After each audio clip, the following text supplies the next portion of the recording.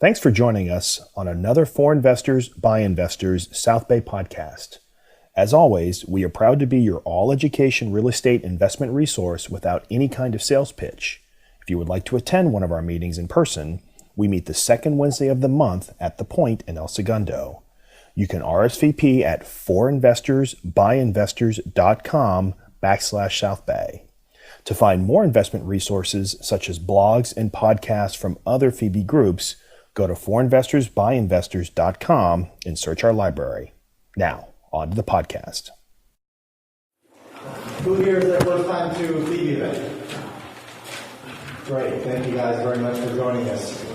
Those of you guys who don't know, FIBI, or stands for Investors by Investors, it was started by a couple of full-time investors that were tired of the sales pitch every time, the boot camps and the book and tape sets and all of that type of upsell. And so For Investors by Investors was formed to have a networking event where people can go and network and get educated without that pitch involved. And so all of our chapters throughout Southern California are very similar.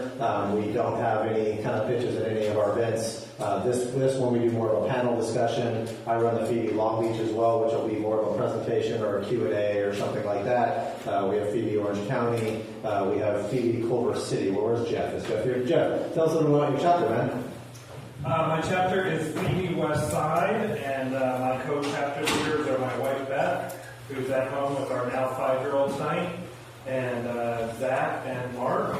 We meet typically the last Wednesday of every month, the day before his other meeting down in Long Beach. We start at like 6:30 with some networking. Some of us eat dinner in the restaurant at the hotel early and get free parking. And then we have a presentation and then more networking in the bar afterwards. Our topic in 2 weeks should be an interesting, lively debate. It's opportunity zones versus 1031. Interesting. Awesome. And we have Bill Exeter from Exeter 1031 Exchange Services. And we have Meyer of CKR Law as our two panelists. Great. It's awesome that a lot of the different chapters, they'll bring in professional speakers like this that like our panelists here that have a lot of experience in real estate and in the specific topics that they're dealing with. So you're talking with the people that are in the industry that understand what's going on, that really have a lot of great knowledge to expel about it. And that's really the entire point of FIBI. He's telling him to cut me off. He's stopping talking right now. It's too much. I didn't talk about politics yet. Don't worry. At the end of the day, FIBI is here for you guys, and it's really all about the networking. So, afterwards we go to North Italia downstairs and do a lot of networking. We provide some appetizers and drinks are on you guys, of course. But at the same time, we try to network afterwards and then beforehand, as you guys saw. And it really comes down to that, consistently going and meeting the people over and over again to develop the resources you need to do this business. So. That being said, Dave's going to talk a little bit about our sponsors and some of the other things we have going on with our chapters. Thank you, Matt. Now, I was just killing this slideshow, which I think is still running. Just turn it off. You guys don't need to sit there and look at our faces on the screen as well as in person. That's torture. How you guys doing tonight? Good. Well, thanks for coming. As Matt mentioned, really that's the key about coming to a FIBI meeting for those of you that are new is clearly we're going to go through some really good education. Now we got a great panel, but it's really the networking. After this meeting, we do a get together at North Italia. Once we're going to end as close to 9 o'clock as we can, and then we're going to very politely ask you to get the hell out. Because we need to clean up this space because we've got meetings tomorrow morning. But North Italia is right across the courtyard over here, and that's really where the magic of FIBI happens. Someone was asking me today here in the office about a deal that I'm involved with and whether or not FIBI was a part of that deal. And it's like, well, it is in the sense that every person I'm dealing with, I met through FIBI, right? So that's a big part of what FIBI is all about. So make sure you do some good quality networking. Tonight's panel is a panel that we've actually never done before in the sense of we've always tackled syndication from the investing side, right? And what it takes to be a successful investor into syndications. Versus tonight, really it's going to be more about becoming a successful syndicator, right? So at being an operator, someone who's looking to raise capital, which, you know, who here has all the money in the world they need to do every single real estate deal they want to do? Right, so Matt's the only guy. Yeah, exactly right. Yeah. Just trying to push back. The guy who wouldn't buy anyone a drink has all the money in the world. That's the way it is. Most of us are always looking for investor capital, and that's really, anytime you bring investor capital into a deal and they don't have an active role on a day-to-day, you've created a syndication. So we've got 3 panelists today. Hunter here is an active syndicator in the sense that he's creating opportunities. Really, you're creating syndications to invest in syndications. Ryan is an active operator doing day-to-day operations in mobile home and self-storage facilities. And Anthony down here is a securities attorney that's helping create syndications all day long. So whether or not you're interested in creating a syndication, or if you're interested in investing in syndications and want to learn what are the things you should look for, that's really what tonight's all about. So that's what's on tap for tonight. We do have some sponsors. That's how we manage FIBI. We certainly don't make money with the low, low price of $20 to attend the meeting. So basically, that's how we kind of keep the club afloat, is through our sponsors. We've got Civic Financing over here, Brian. These guys do private money lending. So if you have any private money for residential or commercial, check with Civic and Brian here. Jeff back here with UDirect IRA. If you don't know that you can use your IRA to invest in real estate, go talk to Jeff. You can. I don't think anyone's here from the Note Assistance Program, but these guys are they're probably in Vegas getting ready for Paper Source. New Western is a company that does wholesaling, and they're really strategic and very technology-based, and wholesaling all around the country, but the local chapter here, they're supporters of ours.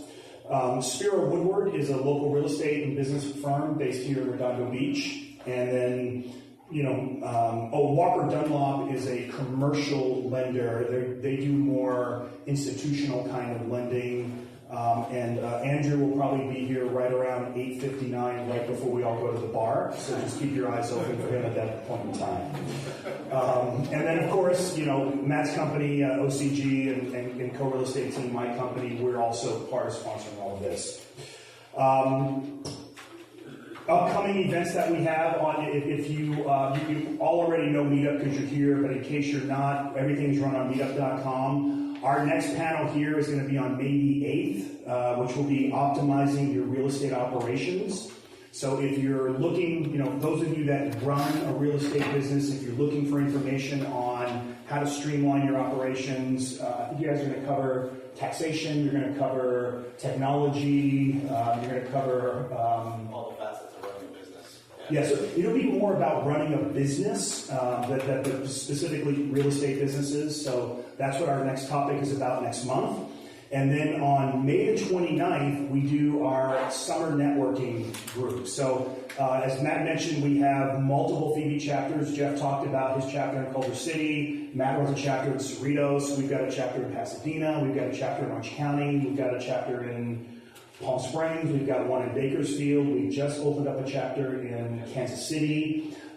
So all of the FIBI chapters, on twice a year, we put together a networking meeting, and all we do is network. There's no talking heads with microphones. There's no education. All it is networking. So it's on May the 29th. It's on Meetup, and it's down in Long Beach at the Grand Center in Long Beach.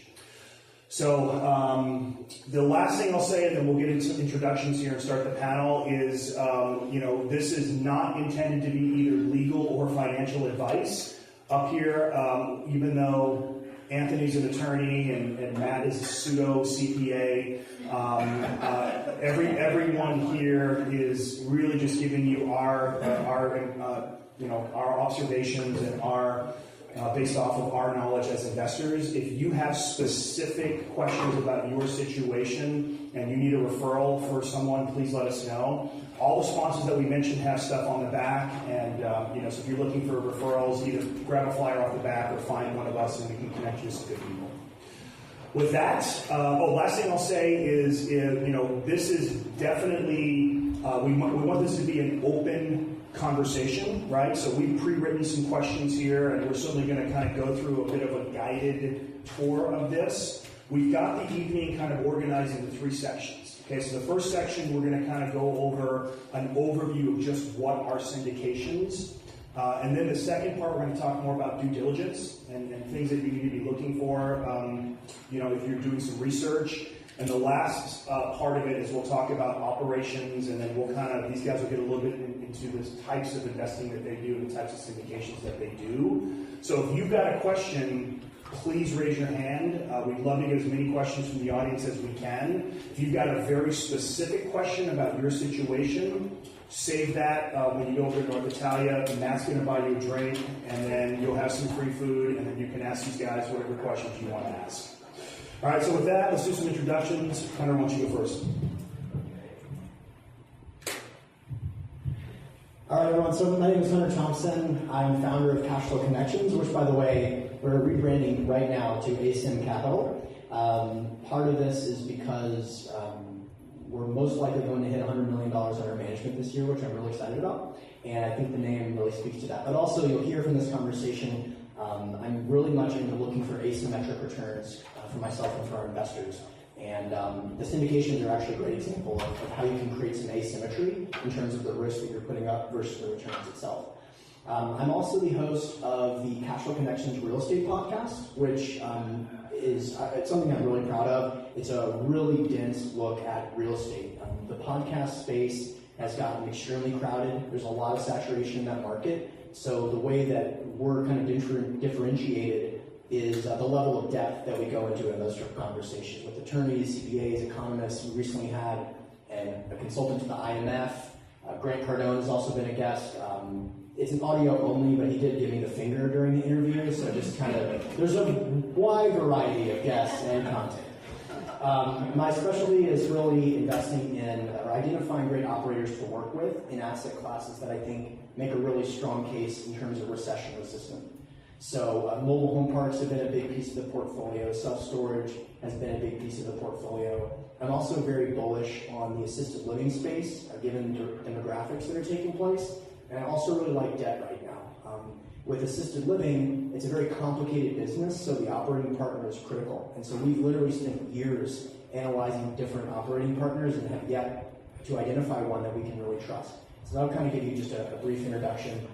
I'm a huge fan of the syndicated space. The opportunity that's created for me and for our firm is just incredible because of it's unique in the sense that, again, that asymmetric risk-return profile. So we can talk about all those details soon. Well, I'm a huge fan of this guy, and I'm on my path to be a huge fan of yours too. I'm just halfway there, yeah. So my name's Ryan Smith. I started Elevation Capital Group. My wife and I started it about 17 years ago.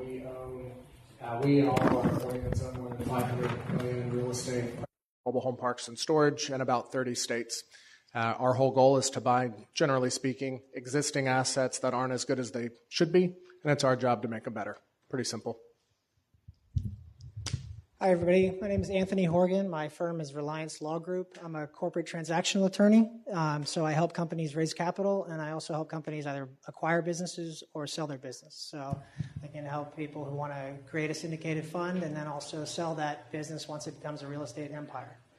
Before we get started, I kind of feel like the meeting can't start until you make fun of Matt for playing golf, and then or vice versa, and then you call him white. Should we do that, guys? I still have more material. Oh, okay. Don't want to give it all up right away. It's the same tired jokes over and over and over. So it's all good. I'm sure your wife is proud. My name is Matthew Owens. I'm a licensed CPA, not a pseudo CPA. I don't do taxes anymore, so everybody thinks I'm not a CPA because I don't do taxes. But I flip about 5 houses a month. We've flipped over 700 houses now. We have about 10 million lent out to different flippers in different markets around the country. We do a lot of value-add multifamilies. We invest in short-term rentals.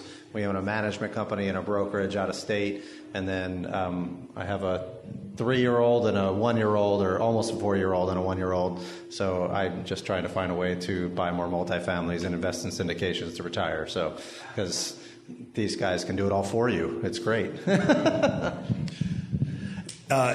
Clearly, with all that going on, Matt has no time for his golf game, which is, if you've ever seen him swing a club, it is like watching a 2-year-old swing a golf club. It is terrible. I have a video on my bachelor party hung over playing golf. I'm not going to be very good at that time,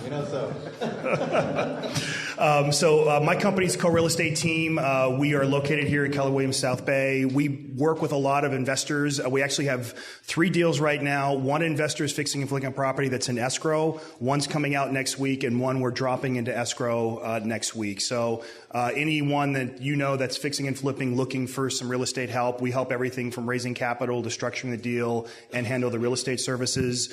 I'm also a partner in doing some new construction out in North Hollywood. We're building some small lot subdivisions, and I've actually invested with him, with you, and he did my syndication. So I know all these guys really well, and that's part of my world is just networking and meeting good people. We like to say, actually on our tagline and the questions here, it says that there's no I in real estate. Real estate is the ultimate team sport, and the better investor you will become will be based on the quality of people that you meet. So continue to network here, other places, and find good people. The better people you'll find, the better investor you'll become. So we're going to get started. And Anthony, I'm going to give you this question first, since you're the loan attorney here. Why don't you just give them a general idea of what is a syndication, and what makes it different from other kinds of investment structures? Sure. So I think a syndication in the simplest form is a investment vehicle that allows investors, who most of them are passive, to pool their resources and agree upon a financial and operational structure in its simplest form.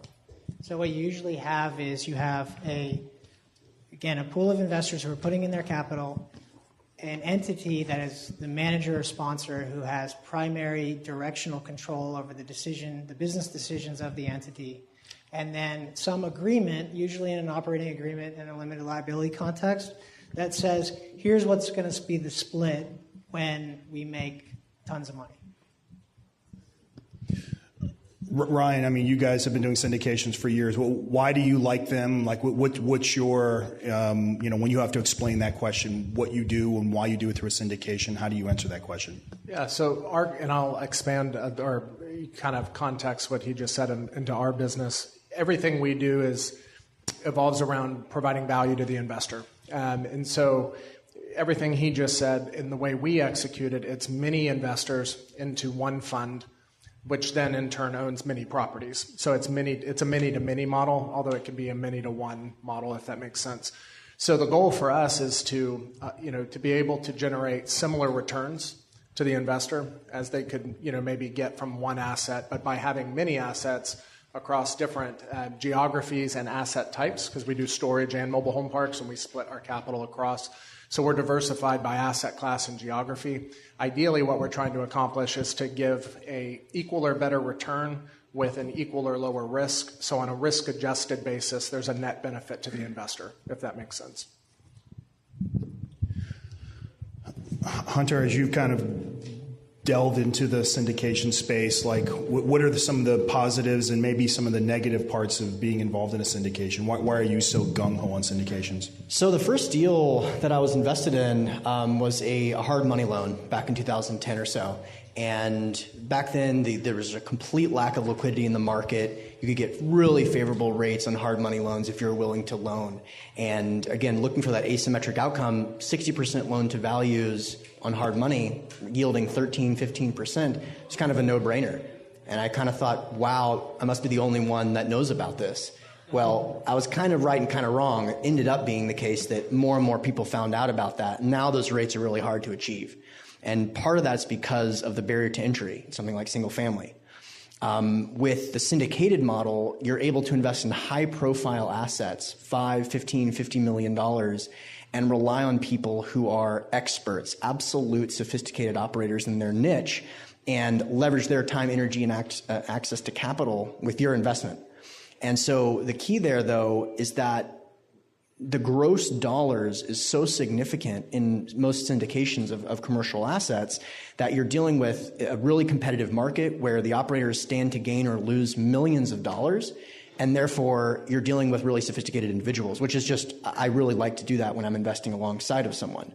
So when I was introduced into the syndicated model, it was just a huge benefit, especially when you consider when you are investing in them, the risk profile is entirely different because you're only putting up your capital. If something goes wrong at the property level, for example, your risk is you're delineated in terms of the A shares versus the B shares. For example, the LP versus the GP. So if something were to go wrong, if someone were to get injured on the property, as a passive investor, you're not going to really experience that liability that goes along with owning real estate. And so I found that really compelling. Which is the LP partners, right? Oh, yeah. So the LP partners are the limited partners. Because they don't have the oversight into those investments, they're not held liable. And I'm sure the attorney will say it, not always, but generally speaking, they're not held liable to the same degree. And it's also the same in terms of debt. So in many instances, borrowers, the operators need to put up millions of dollars to sign these loans. And so when you're able to leverage their expertise without incurring that risk, I just found that really favorable. So I built my portfolio around that and then built a firm around that to invest in those types of vehicles.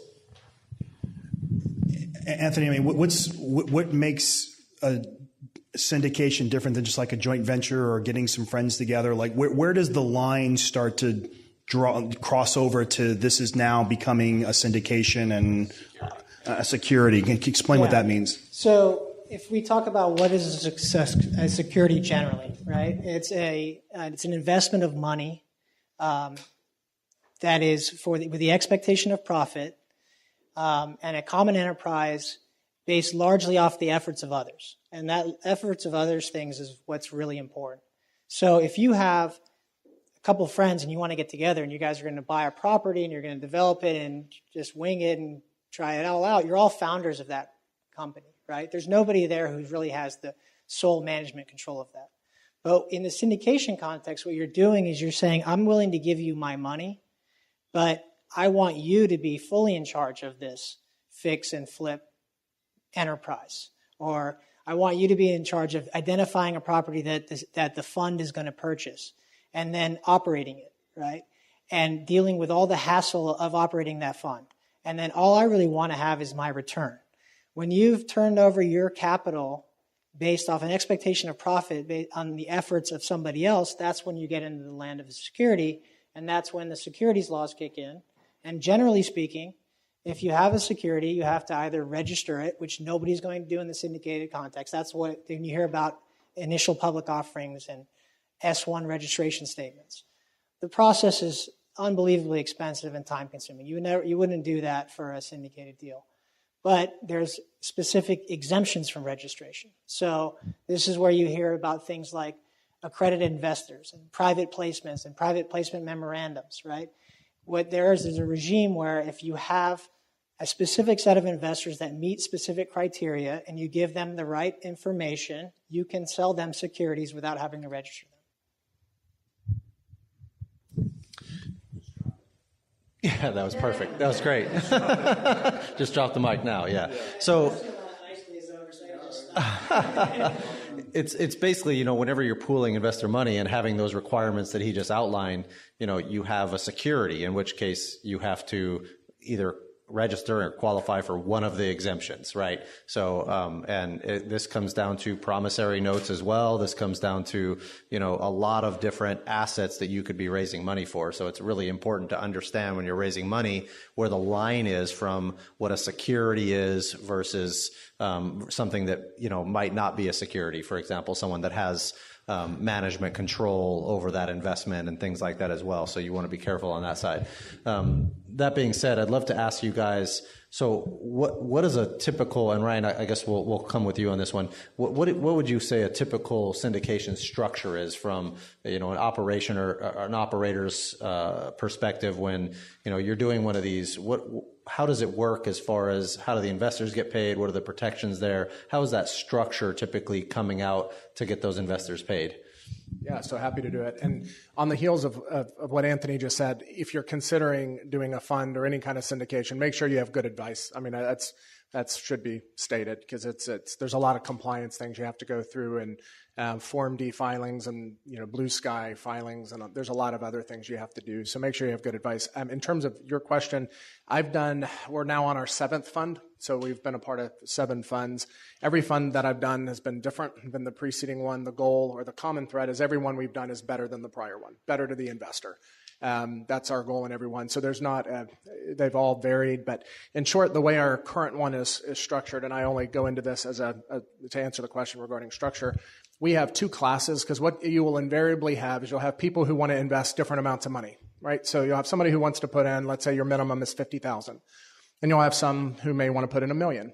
So should they be treated the same? And by the way, there's no right or wrong answer to that question, right? But the way I thought about it, we had on our 2nd fund we ever did, we had the average investment was $75,000, and we had a lady put in $1 million, and we had one class, one investable class. And so I thought at the end of the fund, I said that was awfully unfair to her to get the same return having put in $1 million as everybody else who put in, let's say, an average of 70,000. So the remedy was in our 3rd fund. Better. We did 2 classes. So we had a class A and a class B. So if you put in 250,000 or more, then you have a certain preferred return, which I can go into what that is in just a second. So in short, we have, and I'll keep it simple, class A, 250,000 or more. It's a 10% preferred return, cumulative, non-compounding. For class B, it's 50,000 to 250,000. So between that threshold and your class B member, it's 8%. So the first 8% or the first 10% that's produced goes to the investor. One of the things we do, so there are management fees that we get that kind of helps us keep the lights on. We have historically made our management fees subordinate to the preferred return, meaning we don't get paid until we pay that on a cumulative basis, if that makes sense. So these are just, I'm not giving you the full answer to the question, but the flavor of it. We also have more recently in our current fund, we put a clawback in. So what a lot of times, and all of this, by the way, is the lens to the investor. I know some of you are thinking about, well, what about me as a syndicator? Well, I'm just trying to put your gaze and your focus on the investor, because they're the most important question. I'm not the most important in answering this question, if that makes sense. They're the focus. The investor should be the focus. So in this fund, we've put in a clawback, which is to say, in some funds, it's conceivable where a sponsor could get paid in year 2, let's say. And everything after year 2 goes to pot. And they're able to keep that, whatever it is from whatever source it came from.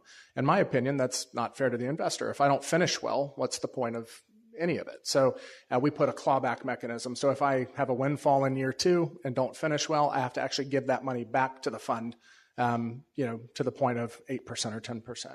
So in short, the first 8 or 10% goes to the investor, over 8 or 10 by class. It's a 70-30 split on refinance. It's a 50-50 split on eventual sale. And there's a model that goes into that I can go into more. But those are the short, hard, and fast. Great. Hunter, do you have anything else to add as far as structuring components when you're dealing with investors on this stuff, as far as the types of structures you've seen out there, and maybe what a bad structure may be as well, and what you don't like to see in some of these documents? Yeah, absolutely. So some of this will be just really obviously my opinion, and to Ryan's point, it's really important to get great advice, specifically legal advice, because when you enter the world of securities, there can be a criminal component, which, by the way, is a great advantage from an investor's perspective, in the sense that not only do the sponsors stand to gain or lose millions of dollars, if they act in bad faith, 2 things happen. Number 1, there's that criminal component of them buying and selling securities, but also if you're investing in, let's say, a $30,000 home and the manager commits fraud, that $30,000 is not going to get you to the finish line of a lawsuit. But if you invest in a fund where you invest $30,000 and everyone else has invested $30,000, cumulatively, you can pursue a sponsor. So I think that's also really favorable when it comes to syndications. When it comes to bad deals, number 1, I personally don't invest in anything that doesn't have a preferred return. So just piggybacking on what Ryan said again, the annual percent that is owed to you on an annual basis prior to the sponsor getting a split. So I would consider that usually not to be market. Something else that I think is kind of counterintuitive, again, just my perspective, I actually don't really like the investors to have a significant amount of voting rights. And the reason for this is that our due diligence is focused on the sponsor, right? We spend many, many hours on phone calls, on-site visits, extensive due diligence, track record review, et cetera, looking at the sponsor. But the other investors, we don't have a lot of clarity or insight into who they are, and most importantly, how they're going to behave if things go sideways. And if you've read books about market cycles, people tend to act the worst at the worst time. So we can put our faith in a sponsor, and if things start to go sideways, that sponsor should have at least the management control to say, we're not going to sell right now. We're going to hold through this period. We've got great financing in place in order to do that. And so when it comes to voting, I want to see the ability to remove the manager, I think is important. But other than that, I'd like the votes to be limited. Great. I think it's important to understand, what he's talking about on the preferred returns, where basically the investors get paid first, and then there's usually a split afterwards. I see it also in a lot of cases with really, really experienced operators that have so many investors that they don't need to do a preferred return a lot of times. They have performance that they've done over years, and people will just continue to invest with them, and they don't have to do that. Now, that's a little dangerous in my opinion, because then, where's the incentive for performance, and we're at the top of the market. You want that performance-based incentive to be in there. You don't want to make a 2% return and then have them get paid a bunch of money too when they shouldn't have got paid anything. You didn't hit what you projected in the long run.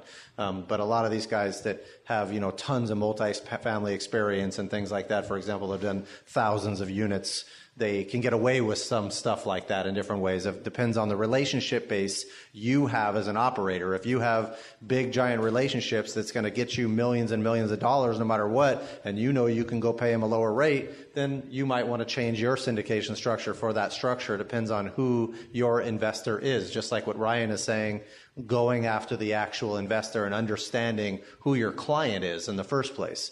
So, Anthony, you had some... One thing I wanted to add as an advantage of the syndication model, it's not really about the structure as much as if you have the relationships with, say, a construction company, or you have your own brokerage or all those sorts of things, syndicators can have relationships with their own fund, right? And so if the syndicator has a great construction company and is using that construction company to provide value to the investors, typically there's going to be a fee for that. So there could be a property acquisition disposition fee. There could be a management fee of just the property management piece if it's an own and operate type model. So there's other ways that if you're a syndicator and you're bringing actual value, you can be compensated through different revenue streams in the model.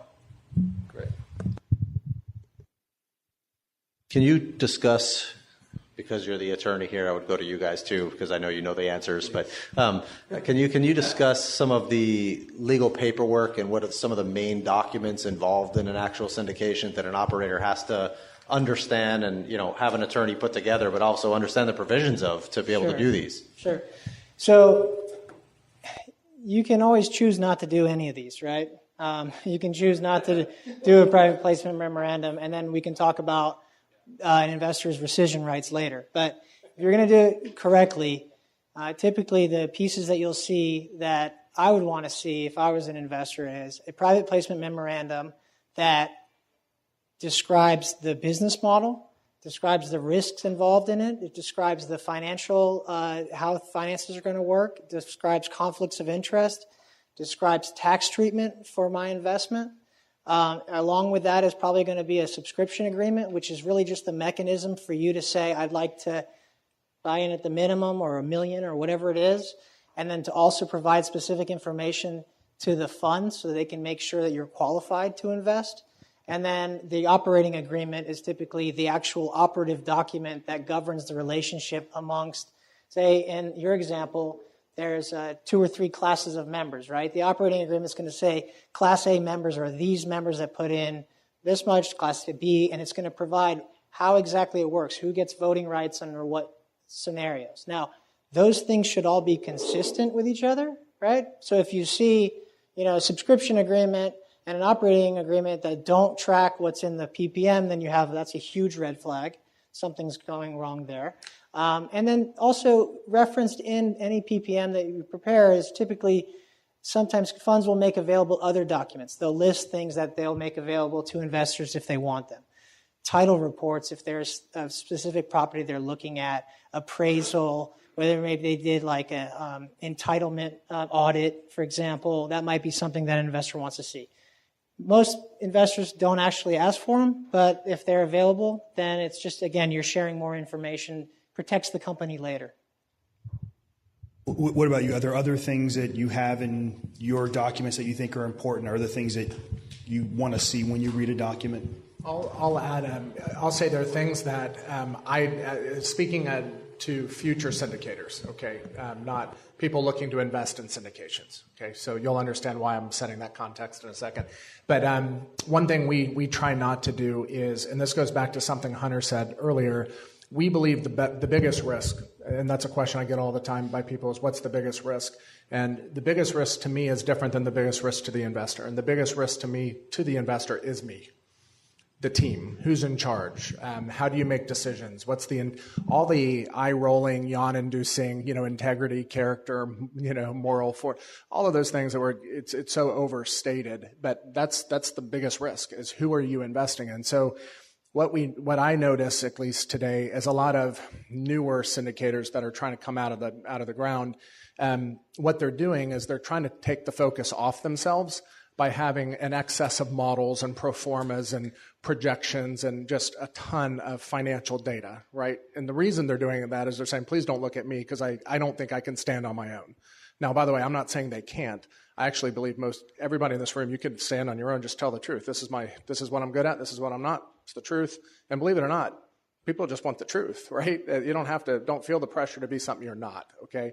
But the reason I say that is, in my opinion, what they're doing is they're putting a lot of information out there, and let's just be candid. When you have a pro forma, what's the only question when you see a pro forma? The only question is, how wrong is it? Right? Name a pro forma in here that's ever hit to the nose to the day. None. So the only question you're putting out there is, how wrong is the information you're giving your investors by which they're making a decision to make an investment? Oh, I want that. So the point in it is, I think it's a huge red flag. Now, from a pure capital raising, what can I do to get the most capital in the door? Yeah, that makes sense. But is that the best long-term decision? Inducing people to make an investment decision based on numbers that will not be achieved.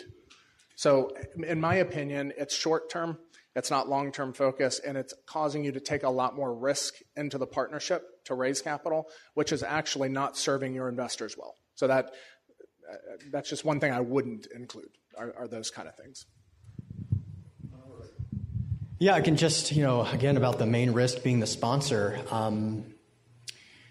So we are frequently approached by new sponsors that have built up a successful track record given the incredible market dynamics we've seen over the last 10 years or so. And so it's very challenging right now to identify great sponsors because you have to go really deep to find out who has been able to accomplish these amazing things because of this once-in-a-lifetime type of run-up and who has been able to do it because of expertise. And so having said that, we're constantly looking for new sponsors because that's part of the value add we bring to our investors.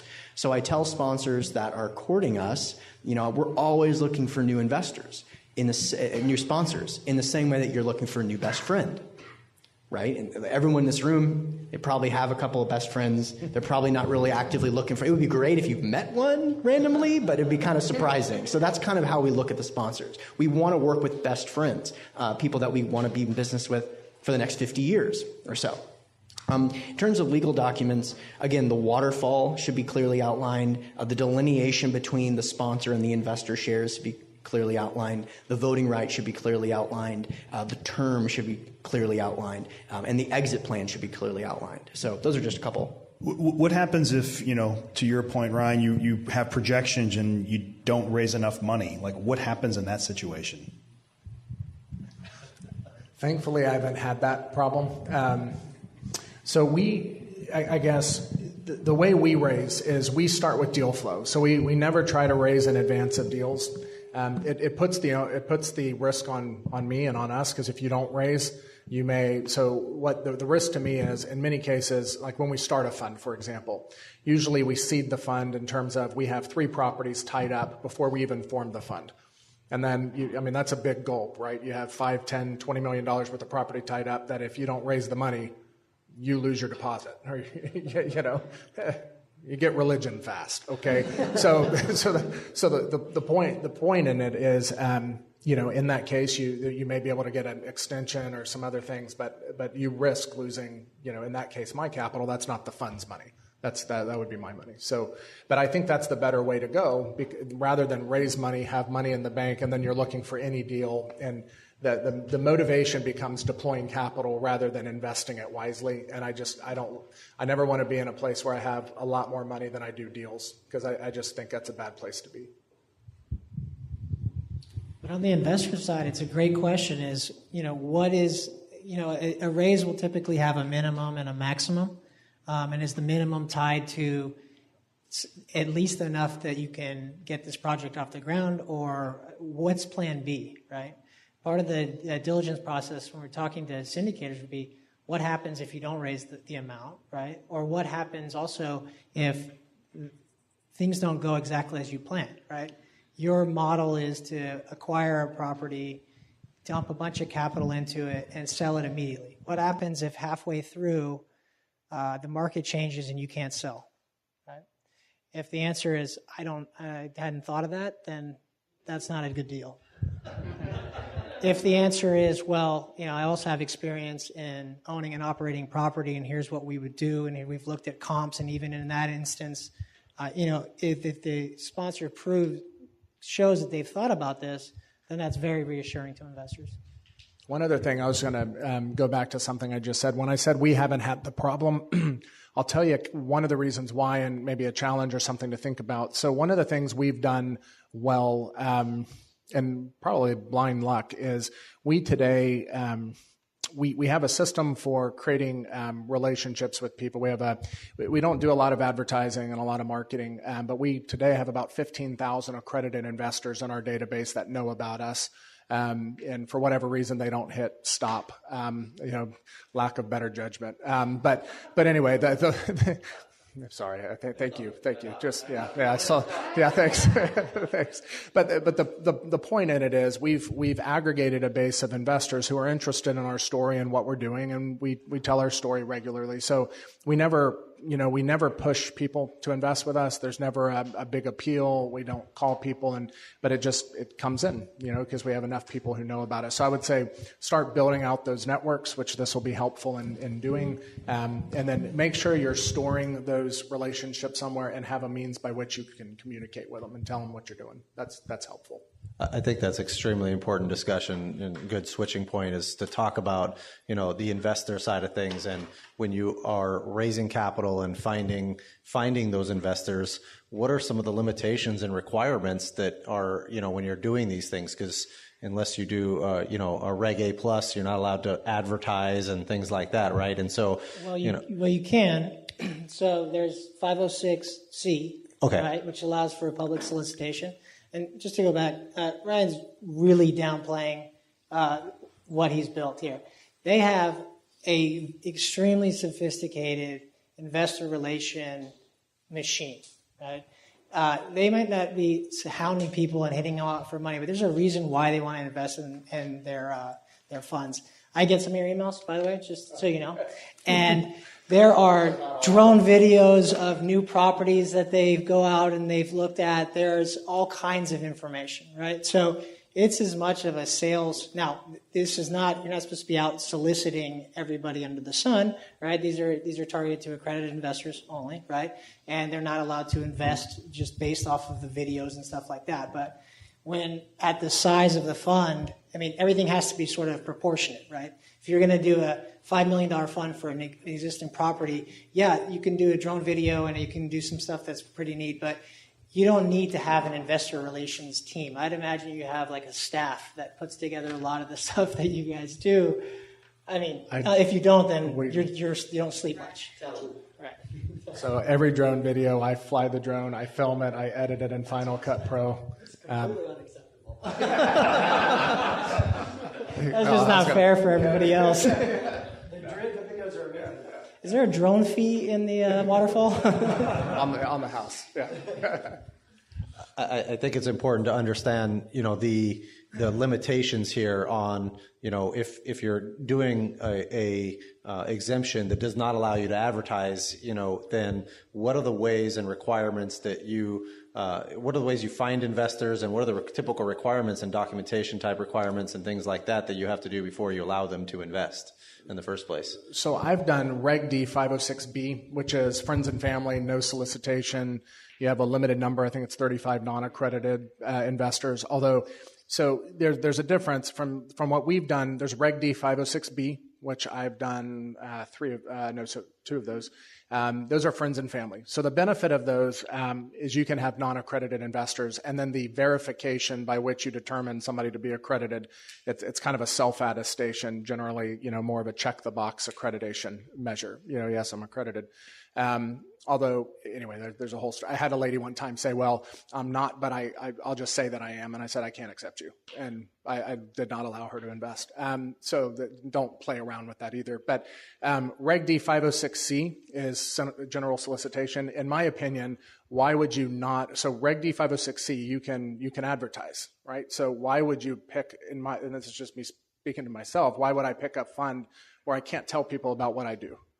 And you say, well, 506B, you can have non-accredited, 506C, you can have accredited, or you have to have accredited. Yeah, but I only want to deal with accredited either way. And I know that sounds incredibly insensitive and it's not fair, but at the end of the day, if something goes wrong, I want the people in the fund to be able to weather the storm, and I don't want somebody saying, I can't put food on my table, right? Can you explain what accredited means? So Anthony's going to do it much better than me, but in short, there's a couple of ways you can be determined to be an accredited investor. It's $1 million net worth, excluding your primary residence, excluding your home, or $200,000 a year for the last 2 years of income with the expectation of the same in the present year. And there's other things you can do if you're filed jointly. But anyway, you have to meet those. And so I've had people say, is that like a literal, like $1 million? Like, what if it's 999,000? Well, I think the SEC actually said, go find a penny. Like, if you're a penny short, go find a penny. There's no wiggle room at all. The only difference on a Reg D 506C is you actually have to verify that they're accredited. It's no longer a check the box for the investor.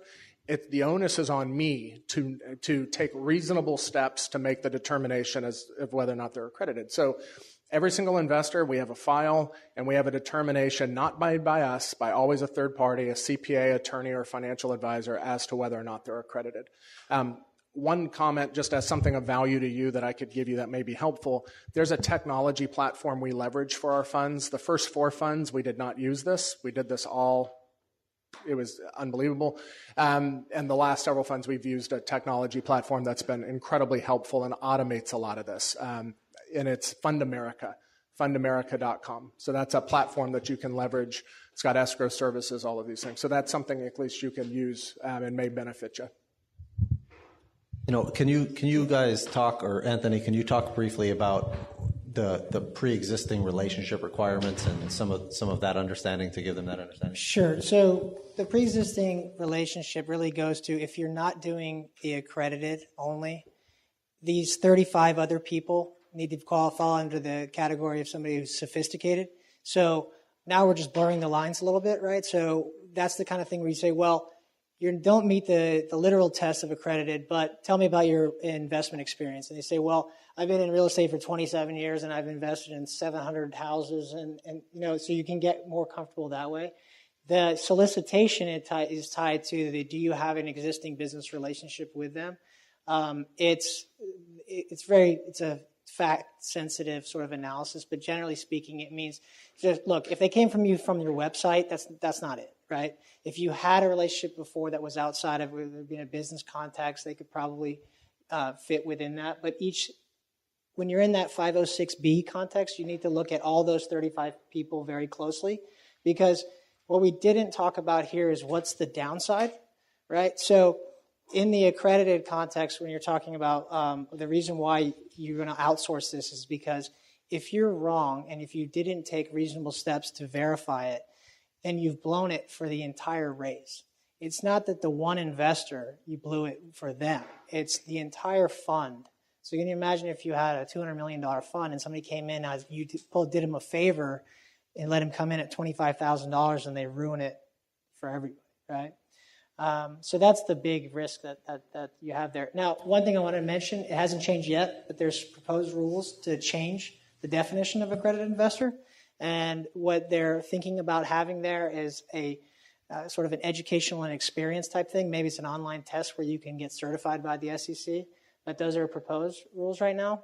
But those are intended to sort of open up the definition of accredited so more people can fit into this 506C, because like Ryan was saying, like, why wouldn't you want to market this? There's so many people out there. I'll add to that just really quickly. So I agree regarding the 506C. There's been some debate over the last couple of years about which one was stronger. And recently, because of the advances in technology and because the investor base is more familiar with investing through online relationships, the 506C has become overwhelmingly favorable in the sense that provider that Ryan mentioned is one example. They can automate that whole third-party verification process. We use verifyinvestor.com. And not only does it allow you to market publicly, more to the point, that extra layer of sophistication in terms of the onerous that you're going through is going to further protect you. Also, you don't have to worry about what you say publicly. And there's really a lot of gray area in security. So if you can iron up as many of those areas and close those loops, so to speak, it's going to be really advantageous. I'll also just make a quick note about the Friends and Family Fund. If you're in the process of raising your first syndication and your business plan is to really go out to friends and family, people who already trust you, and raise $25,000 from them, mostly sophisticated investors that know and trust you. Just a quick story. That's the way that my business was started, and it sounded a little bit something like this. We basically created a structure that only worked if we could raise $500,000. And we had already had success in the business, and we had a track record that we had done with our personal portfolios. And I had a luncheon for 30 people to explain in 45 minutes the benefits of investing in mobile home parks. And the end result of this lunch was me raising $0 from people that trusted me, but they weren't already knowledgeable or interested in the mobile home park business. So it's the exact opposite sometimes. You think these people are going to be so shocked and surprised at this advantageous vehicle. But if they're not already looking for that, it's going to take a pseudo-religious experience to get them to actually fund. So the 506C puts you in a position where you can create an infrastructure to actually attract people that are already along that line of thinking. And those wires you're going to receive can be 10 times larger, and they will continue on an annual basis. To seize on what he just said and to end cap it in terms of, I would say exactly what he said. Rather than finding people that'll listen to you and convincing them against their will to, like, you know, because it feels like that, right? You're like, it's the greatest thing, and they're like yawning and taking a bite of their sandwich or soup or whatever. You're like, you know, yeah. What we learned, we made a switch about 3 years ago. Rather than trying to convince people of the merits of the model, find people that are already convinced and looking for us, and just saying, hey, we exist. And that's it took me a long time to figure that out. So surprising. A lot of times you really don't want to be working with non-accredited investors a lot of the times because, like he was saying, those are the guys where when something does take a bath, they're the ones that are typically a little bit less educated. Not always, you know. Some people are really educated; they just don't hit the requirements. But at the same time, they're the ones that cause the biggest headaches. That, you know, the smaller investors ask the most questions, I feel like, too, and because of the lack of education there involved. You know, the people that have already been doing this consistently can be really, really valuable, investors. And, you know, kind of switching gears a little bit, Ryan, you had mentioned something that I thought was really valuable was, you know, asking the questions about the downside risk here. And I think it's really important to start discussing that risk and the different things that, you know, go into that. For example, when I'm underwriting multifamily properties, you're looking at it saying, great, they have a normal appreciation rate or inflation rate for rents and expenses. and however, we're at this current timing of the market where none of that is guaranteed, and it may actually go down. And you might have a decrease in rents, and you might have, some lending changes in year 3 that you thought you were going to refinance, and now you have a problem there that, maybe the lending might not be where it's at right now in 3 years from now, because we all think that, hey, we're kind of at the top right now, or we don't know how much longer this may last. So you want to look at that risk difference for every deal you're doing. And if the operator has not maybe done the math to say, hey, with no rent increases and, no, cap rate, squeeze at the end for sale, if you had a slightly, worse cap rate on the sale or something, what is your profits and what is your returns there? Some of those things are really important to determine and understand what happens if there's a major correction right in the middle of your deal. And so understanding that is key and is a major risk. Hunter, when you're looking at these things, can you talk about some of the risks you're trying to mitigate now? Obviously, it's very asset class specific and a very operator specific, but from an operator perspective and then maybe on an investment specific perspective, what's your thoughts as far as, the major risks you're seeing right now, or you try to mitigate a risk for maybe what you're doing right now, Sure. So I'll start it with the sponsor is so critical that virtually our entire due diligence process is reading between the lines to ensure that the sponsor's claims match up with reality. So from the very first conversation all the way through the legal documents, which are the last list of my part of due diligence process, it's all about reading between the lines to see, is this person worth making a bet on? And I've gone into some of the details in terms of that, but we do things like pull deeds of random properties just to ensure that the entities line up with the fact that they own those entities, for example. We do a tremendous amount of due diligence and on-site visits, et cetera. So the way that we're positioned in the market, a typical investor may invest $50,000 into a fund. And if we may invest $5 million into that fund, right? And so cumulatively, we're about 100 times more than a typical investor. So to make it a good deal for the sponsor, I try to be 80 times as annoying as the typical investor. And that way they're getting a good deal. Now, someone like Ryan, who's a great partner of ours, he's dealt with me 80 times more than he would deal with most investors. But we like dealing with each other, and he's getting that 20% delta there, so it's worth his time to deal with us.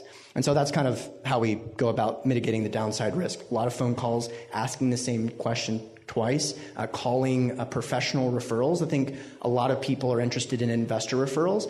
When we give out investor referrals, those are people who have had a great experience with us and friends of mine, right, essentially. I think professional referrals get you an extra level of detail. So the CPA, the attorney, the construction company that these firms work with, they're actually going to give you an extra level of transparency as opposed to a friend of mine that's had a great experience investing and therefore is willing to take a referral call. Anything on those questions? Yeah, I think it's a great question to ask is, how many of the fund that you're raising, how much is committed from prior investors, right? Because if you were either non-responsive as a sponsor, if you didn't deliver, if your deal, they felt like they got squeezed and they really didn't make a fair share, they're not going to come back around, right? So if there's a large amount that are repeat investors, and then the other thing when we're talking about pro formas is not so much what's the bottom line of this pro forma, it's like the question should be, how did you come up with all of the interim lines on your P&L, right? So if you have construction costs and you are an operator who is focused in Southern California and you're going to expand to Arizona, like what's your construction cost based off? Did you just base it off your LA costs? Or did you look at the market? Or is this just winging it? I mean, that, again, it's just a sense of feel of this person really thought through this, right? Because the projections won't be right, 100%. Are there any questions out here? We've been talking for an hour. Haven't taken. Yeah, go ahead. We're missing one person on the panel, but I'm sure you can talk about it. So taxes. How do the taxes work? How they flow through? The pseudo CPA. It's fine. You can say Anybody but So I'll You don't do tax returns. I don't want to answer it. So I'm not a CPA at all, but I'll just tell you at a higher level. So we're an LLC. Our fund is an LLC, but it's taxed as a partnership. And by virtue of that, investors get a K1 on an annual basis with their allocation of income and expenses. The benefit of that is obviously real estate has good depreciation, at least mobile home parks and storage do. So investors benefit from that depreciation pass-through via their K1. So in our funds, it typically looks like historically anywhere between the first 8 and 10% in any given year is usually offset by depreciation. So you can conceivably receive a 6, 7, 8% return in a year and have a potential for a taxable loss, which then you have some investors call you and say, what, we're losing money? And we're like, no, operating profit, taxable loss. And they go from like petrified, terrified to thrilled all in 2 minutes. And it's wonderful.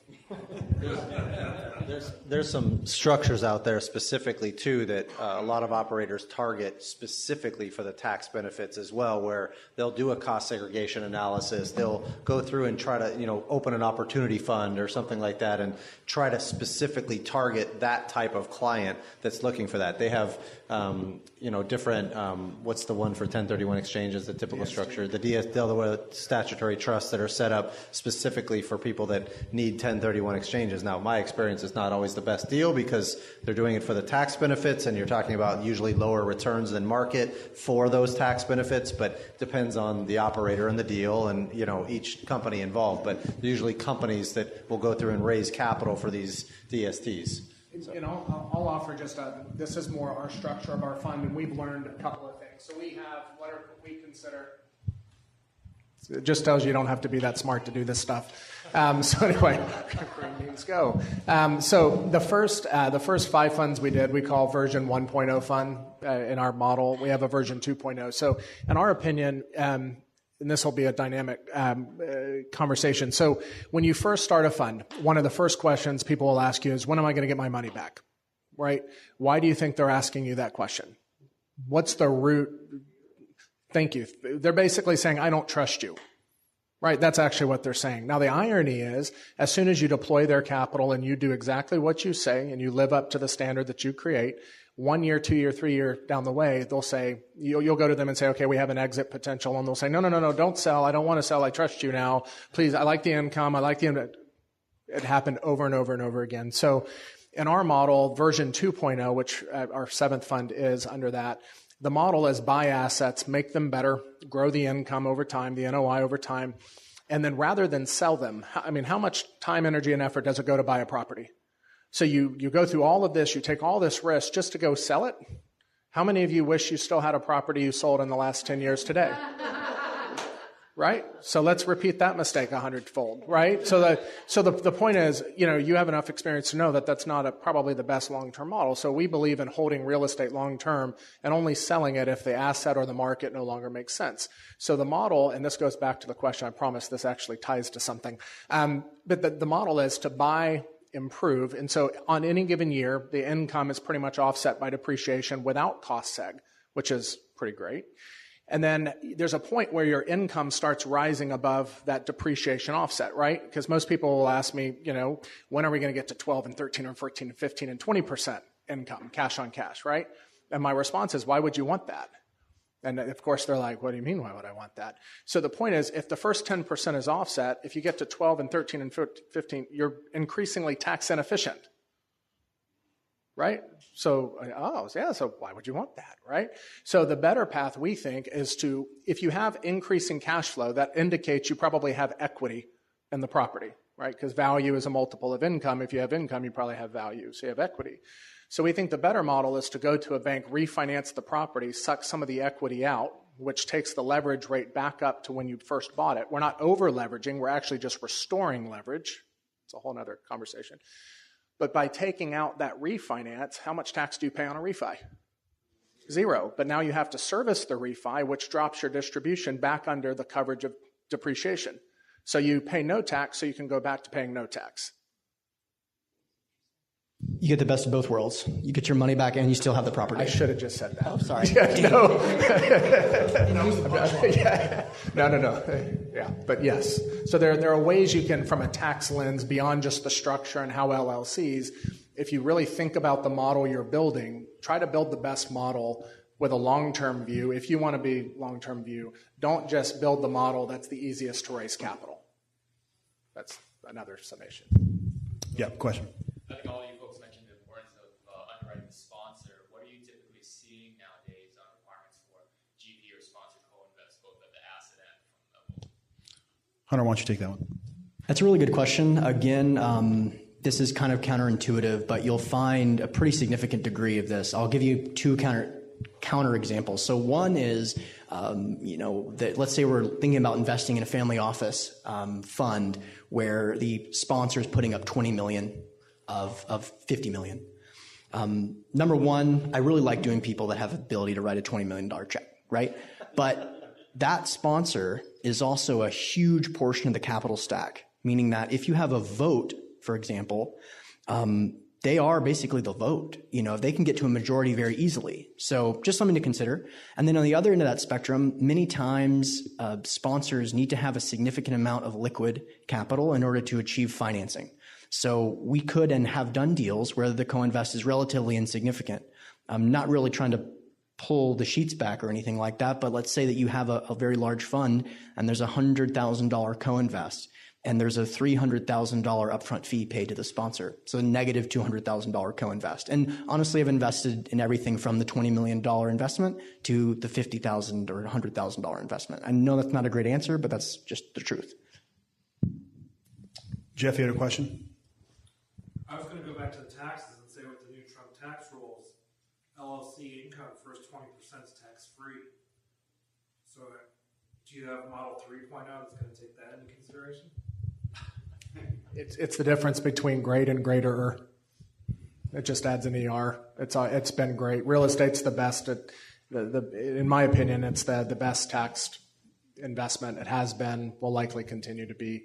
Anyway, it'll change. It'll shift and bump around from here, but it's been good.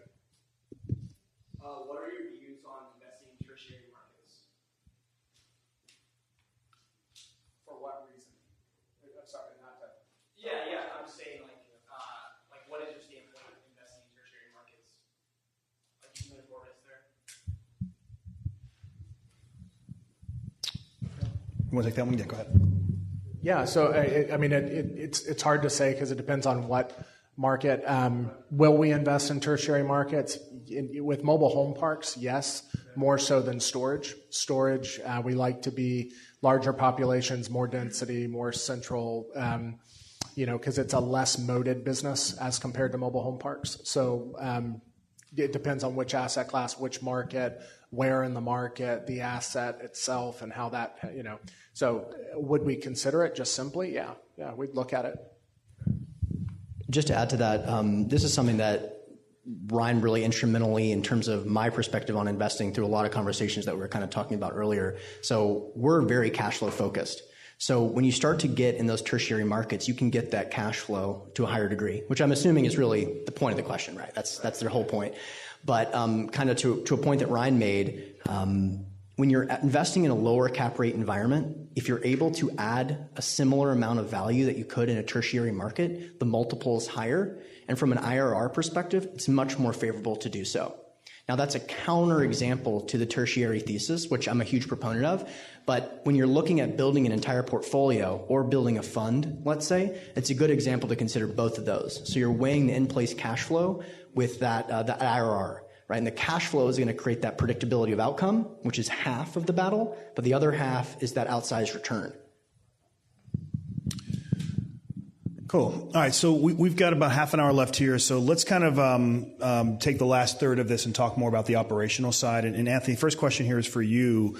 Now from a passive investor, you've done all the due diligence, right? You wrote the check, and you're now relying on your operator to perform. What are some of the things that an investor should expect from their operator as they go through the life of the deal? Sure.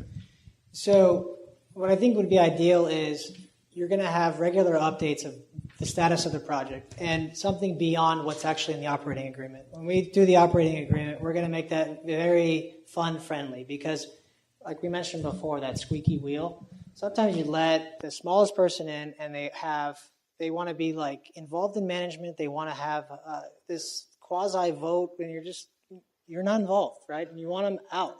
And then 2 years later, by the way, they want their money back because they need something else, even though you told them it was going to be a 5-year hold. But so what I want to see there is some real regular, like an investor relations, sort of either a person or a team of people.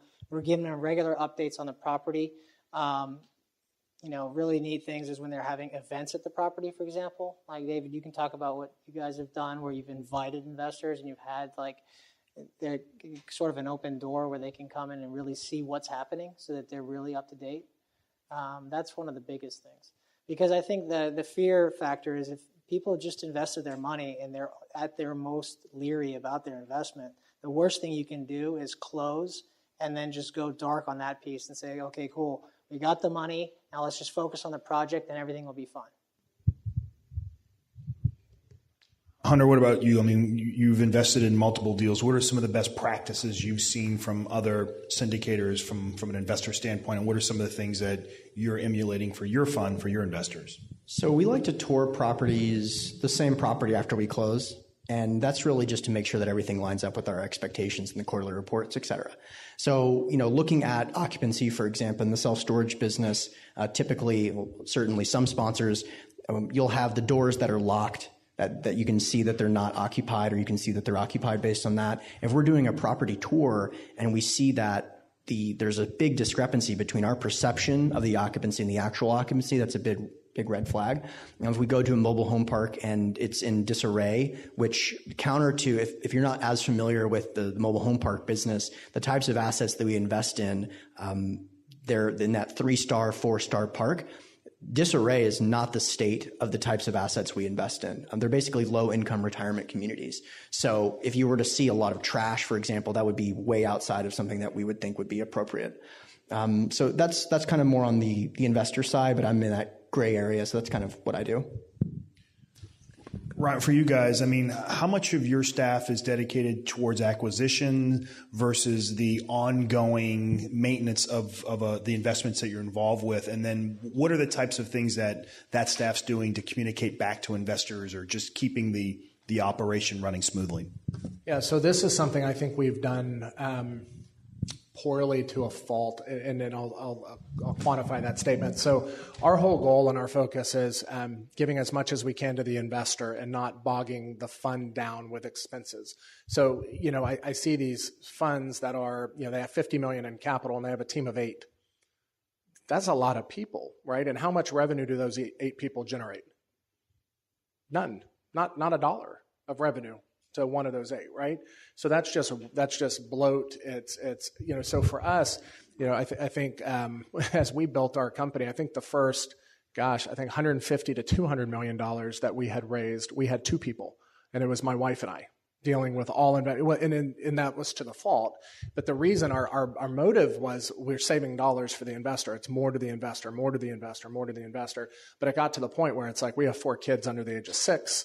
We have, 1,000 investors. And it just got to the point. So about 3 years ago, we made the switch and we brought on 1 new person and then another new person. But right now we have 3 people, and that's our whole goal. And our operating philosophy and property management and on the fund side is we always have 1 more person than we need.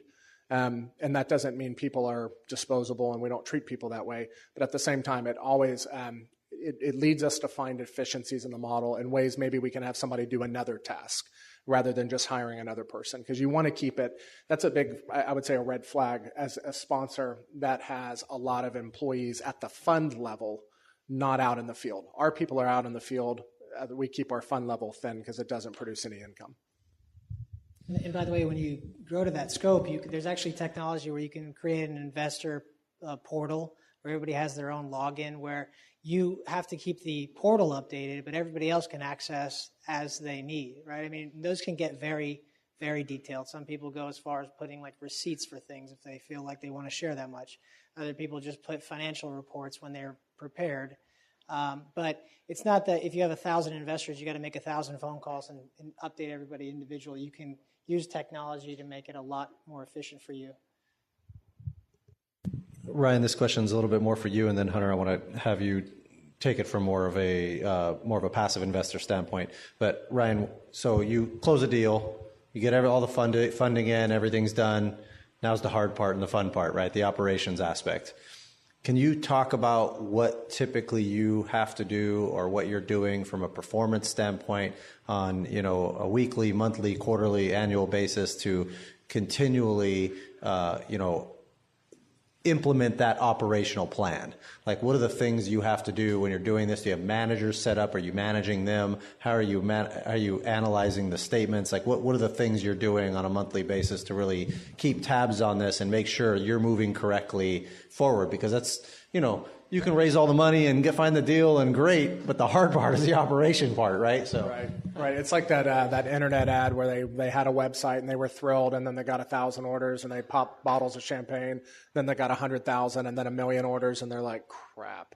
Like how do I fulfill on that? Right. So in short, we have a really good team.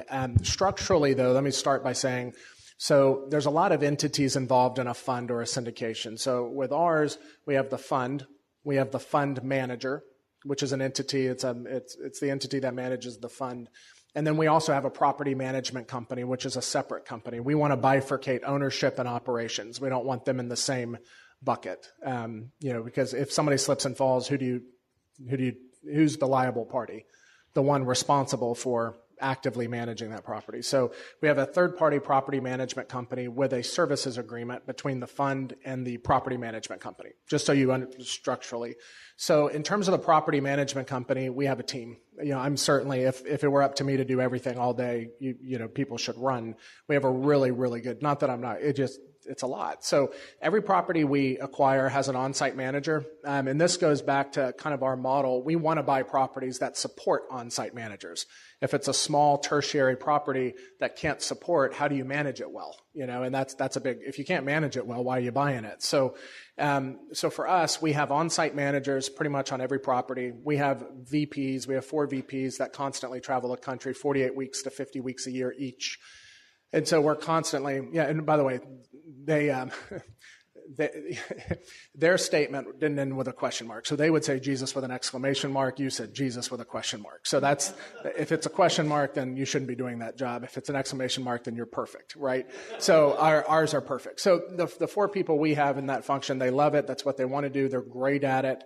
Any one of them can run any property at any time. They're great. So this is unique, something unique that we do. We have each VP visit every property constantly. So every month, each VP sees the same. So let's say we have property A.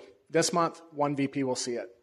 Next month, the next VP will see it. So we don't regionalize the oversight. We actually unify nationally and then rotate through the system. Because if all of us go to a property today, we all see different things, and we all need those points of view. So we want that. And then Jamie, myself, and Brian, the 3 partners, this is somewhat unique. I think we're always out in the field. We see each property in the system and physically walk it at least once or twice a year ourselves with the managers and make sure everything. So a lot of times people at the top don't generally spend time out in the field, and that's where the magic happens. So that's where we want to be. Hunter, what about yourself when you're, basically investing in these operators and trying to protect your investors and going through that process of the initial homework? That's great that you do all that, but after the fact, what are you typically doing, on a quarterly or monthly basis to manage them, to make sure that, hey, we're hitting expectations, that they're doing the operations correctly? Yeah, so again, it does go back to those on-site visits. And I will say that, to be honest, investors and sponsors are very used to, once the deal is funded, they're used to a very passive approach. And so we want to be very respectful of that. So it's all about building a relationship between the lines. So we want to have we want to have calls, we want to have those on-site visits, but what we're not trying to do, especially when things are going well, is to really try to push the needle in terms of much, because we do all of our due diligence up front, and that's what the sponsors expect. I'll keep it short. And Anthony, from your perspective, what does proper reporting from an operator or sponsor look like, and how do they typically communicate, and what's your thoughts on what they should be reporting to people and how it usually comes out? Sure. So when you talk about what goes into a private placement memorandum, for example, a lot of it is in reference to what would go into a registration statement, right? So what would you be required to do if you were a public company? And so I look at it through that lens. When I started practicing, I represent a lot of public companies, and so that's the kind of lens the approach I take. So in the public company context, you have an annual report, you have quarterly reports, and you have 8Ks, like reports about material information, right? Now, I think in that specific instance, public companies have a extreme a burden in terms of they have 2 days to file an 8K once something material happens in the business. I don't think that's necessary in this context, but I think that if something material does happen in the business, then it does warrant some communication. And materiality, of course, is always in the context of the overall business. So I'm not talking about every single thing that you think is important telling everybody, right? It's going to be too much info. But if there's something that has a material impact on the overall operation, I think that its best practice is to let investors know about it and, what the plan is going forward. And I would just add one thing. I have a 6-year-old daughter who I've taught her that no is a complete sentence. Okay, so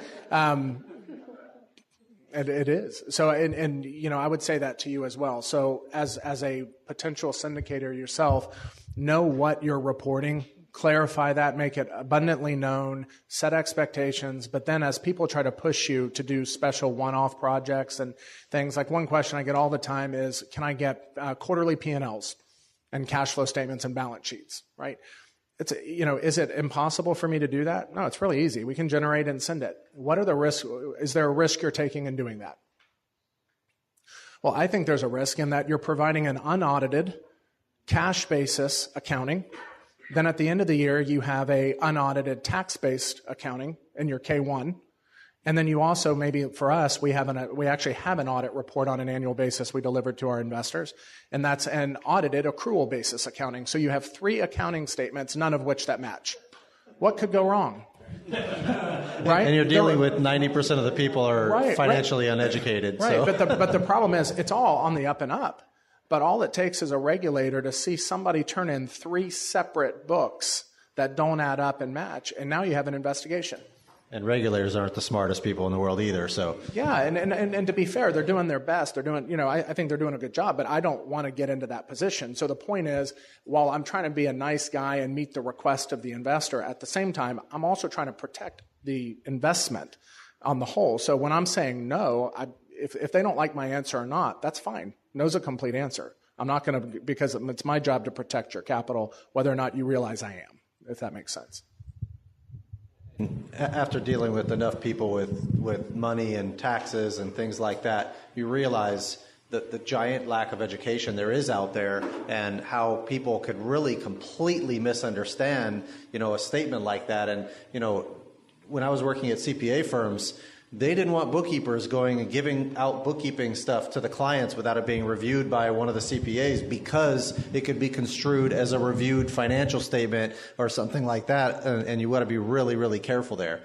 So speaking of problems and issues and things like that, Hunter, can you talk about any deals that blew up, or any problems, or maybe something you didn't invest in that was a major red flag or something like that, or some of the horror stories that you hear out there? Yeah, so first of all, 2 things happened in my career that I think are really, really fortunate that I really had no say in. Number 1 was just being born at the right time, so that I was able to leave college after the real estate collapse. Right, so I started my career in the most favorable time in the history of the United States to start a commercial real estate career. That also was compounded by the fact that I moved to California right after college. And California was absolutely devastated. This room, a lot less people and a lot less laughing and a lot more drinking. And it was not fun. But I learned a lot during that crash, way more. So you got the seminar. But really my point in saying that is that the people that I was able to network at the time had systems in place that allowed them to weather that storm. And so I built my investment thesis based on those key individuals. Now, in terms of, horror stories, because of what I just kind of outlined, we've been very fortunate in the sense that we haven't dealt with a lot of problems. The one horror story that I really can say is that I made a big bet on an operator that didn't have a lot of experience, and that was me. I invested in single-family houses. I'm sure a lot of people here thought that it would be a great idea at the beginning of their career to buy a $30,000 house in Jackson, Mississippi that rents for $600 a month. $30,000 house, $600 a month. Are you kidding me? Well, that didn't work out. And so I bought 3 of them and sold them all for $20,000 each. So I took a little haircut on that one. About 30 of those in Yeah. the past. You learn some lessons the hard way. Exactly. When you have to rehab them 3 times because the tenants move out and the neighborhood knows about it before you do. So the fun stuff that you learn. So I learned that lesson, and that's why I was going back to the interest in syndications. Dealing with a property manager that stands to gain or lose $50 a month. Is that guy going to rip you off for $100 every couple of weeks on something that may not be working or something like that? Or you have to fly there once to check it out and it's ruin your cash flow for the year? So I like to depend on people that stand to gain $7 million, $5 million, $10 million if they execute. And keep in mind, when you're doing these syndications, you're investing, you're trading that control for the diversification, but you're betting on the operator. And what's great about it is you can put small chunks of money across multiple investments and multiple asset classes and multiple operators, so that way you're properly diversified. And if one guy goes to Mexico and takes all your money with you, it's one small piece of your entire portfolio. So it can really help mitigate that risk substantially. Ryan, what about yourself? What kind of horror stories have you seen or heard about in different ways? It's gosh, there's none of them are. The reason I'm struggling is there's bumps, there's challenges. You learn and you keep going. I mean, we're really bullish on the business we're building, and so nothing that has prevented us. There's just lessons learned, and a lot of the basis of those lessons I've actually already kind of shared little tidbits here and there. But I mean, I would say if you're going to do a syndication or a fund with partners, make sure you have very clear agreements, and I've been grateful for that. But make sure you have really clear agreements on who's to do what are the remedies, what's the recourse, just make sure that the agreements are clear.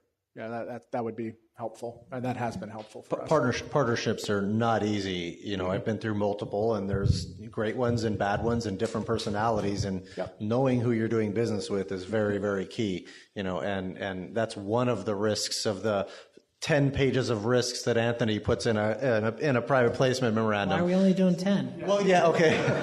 So, and realize those risks are all put in there to protect the actual operator that's doing the work. They're like, this guy could go to Vegas and blow all your money and you can't do anything. If you're accredited, I mean, you probably could, but it's that type of thing in there. Can you talk about some of the scary things you've seen, and Anthony, and also maybe some of the major risks that people should look out for that are in that, in the private placement typically? Sure. So the worst CPR moment I saw in a deal, it was a public debt deal.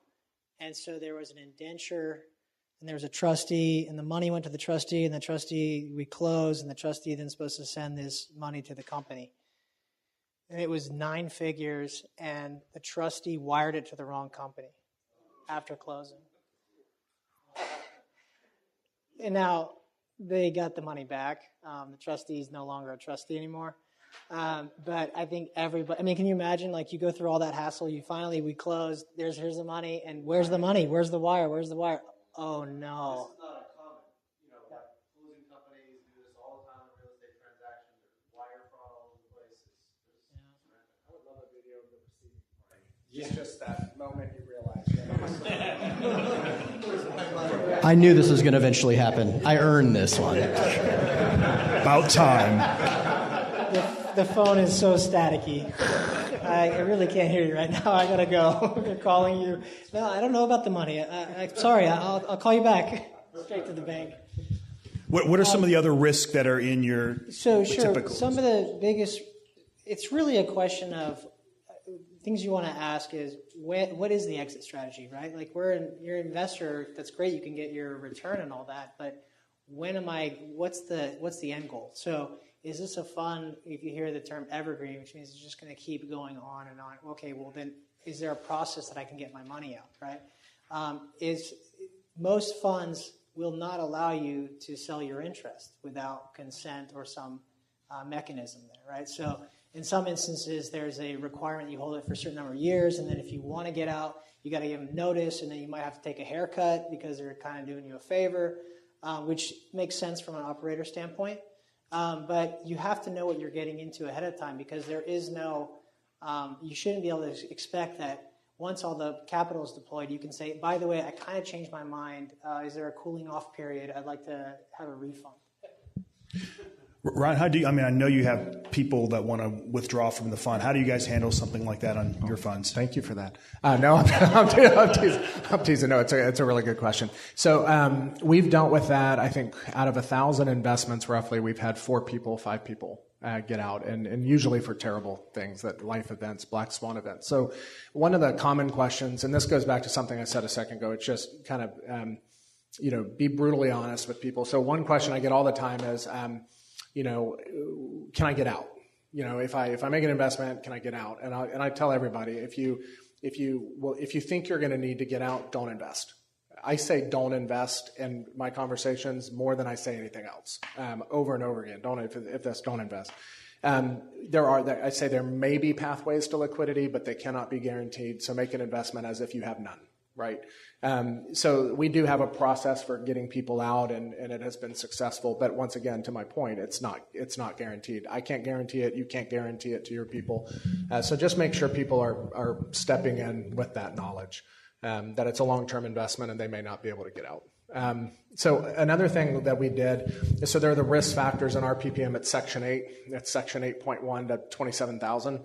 And then at the end, it says this is not a complete enumeration of all the risk factors for this investment. This is just a starter, right? So the point is, one question I get asked a lot is, what question didn't I ask? And almost invariably, people ask the fewest questions about risk. And that's actually the part I talk about the most. So I take them to Section 8. I tell them all the risks, how I'm the greatest risk. And so you want to put risks in front of people. When people go to our website, the first thing that pops up, you have a modal window that you have to you have to agree to, and that's a statement of all the risks. So the point is, you want to put people, you want to provide friction in the process to their benefit. And for what it's worth, you say that as an operator, you're like, man, I'm doing all of this to try to raise capital, and now you want me to try to just tell everybody to go somewhere else. And interestingly enough, I can't tell you that I've lost anybody for it. And if I did, I wouldn't care. I would still do it because it's the right way of doing it. But I honestly don't think it's that big of a hindrance, but it's the right way. There's a right way and a wrong way to me to raise capital. Educating your investors is the right way. Constantly. Correct. It's effectively an insurance policy, right? Because something does go wrong later, and they say, well, I'd like my money back. You can say, well, I told you in 4 different risk factors in a conflict of interest section and the description of the business that this could have happened. So you made an investment decision. There was no guarantee, and no is a complete answer. Was it complete sentence? And every one of those conversations, I would also say, so you have these conversations with investors. We have a system, and every conversation I have it notated. So I can pull up every investor and have every conversation I've ever had with them notated. So if I told you not to invest, I actually document, ask me this question, I said don't invest. And so I have documentation of all those conversations. So I don't, one person may say don't do that because it's documentation, but I think it shows a common theme of the way we treat these questions. For those that haven't reviewed a PPM, the risk disclosures reads a lot like the same disclosure from the South Park disclosure. It's like the characters should not be trusted, and it's fake voices, and don't never give this guy your money. I just want to go back about the horror stories real quick. Something came to mind that we made an investment in a retail shopping center that's doing quite well. We're going to outperform. Basically, we're confident in that. I don't want to set expectations in terms of future deals, but during the same quarter, the elevator broke and there was a massive storm in Houston. And so we had reserves to issue the same cash flow distribution, but we decided to hold off for 2 quarters as the elevator was repaired. The takeaway there, in my opinion, was that when investors go into a syndication, they're basically looking for those 2 things I mentioned earlier, their predictability of outcome and that outsized return. And so we basically made the choice that from this point forward, we're most likely not going to do any more single asset investments, and that we really strongly prefer the fund model. The economies of scale you get, that predictability of outcome, that one example, if that had happened, which is a unique situation, the elevator breaks, which was very expensive, and that massive storm takes place, most investors would not have known if we just included 2 more properties in that same vehicle. And I really like that the amount of diversification you get, not only in terms of multiple entities, multiple geographic locations, multiple on-site managers, multiple risk profiles. So again, going back to building a portfolio, if you buy an asset that is 99% occupied in a fairly stabilized market, you can then counterbalance that by buying a 60% occupied property in a tertiary market. Done on an individual basis, maybe neither would be appropriate, but in a fund, they start to balance each other out, and then you really can get that predictability of outcome through cash flow and that outsized return through the IRR generation. Cool. So we've got about 5 minutes left. Let's end on what you are currently doing, some of the things that are going well. So Hunter, what are some of the asset classes that you're focused on right now as a syndicator and as an operator? So been bullish on the mobile home park and self-storage sectors for a really long time. I mentioned Ryan being really instrumental in that. We've done many, many deals together and will continue to work together for many, many years. Like I mentioned, assisted living, I think there's a lot of opportunity there, and I still always do hard money loans, but it's really just a matter to keep investor capital invested without taking exposure on the equity side, without being exposed to price corrections, basically. Just high level. Why mobile home parks and self-storage? So I started a software company in high school, came out of college. It was odd. You didn't guess that, right? That's impressive. Oh, thanks. I was quite the nerd. Back when that was a compliment, apparently not anymore. But no, I started a software company in high school, built for real estate investors, built a software application for my dad, built it up, made a good amount of money. Came out of college, started using that tool that I built, the cash that I generated from the tool, and the knowledge that real estate was a great place to play. My wife and I built a portfolio of about 20 some odd homes, single family. That's what our parents did respectively. And we realized pretty quickly it wasn't scalable. After building a little portfolio, it wasn't that scalable. And so we wanted something more scalable, better.